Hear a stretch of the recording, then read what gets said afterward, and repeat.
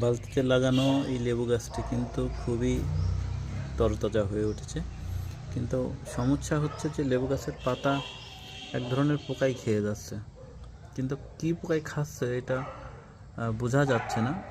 তারপরও চেষ্টা করছে আসলে কী পোকা এই পাতাগুলো খাচ্ছে। দেখেন এই লেবু গাছটি কিন্তু খুবই সুন্দর হয়েছে। আমি খেয়াল করছি এই যে একটা পেয়েছি একটা ধরনের পোকা, একদম পাতার মতোই সবুজ কালারের। এই পোকার নাম কি আমি জানি না। এই পোকায় কিন্তু এই গাছের পাতাগুলো খেয়ে ফেলছে। সেই পোকাটা দেখি একদম সবুজ গাছের পাতার সঙ্গে মিশে আছে পোকাটি। এই যে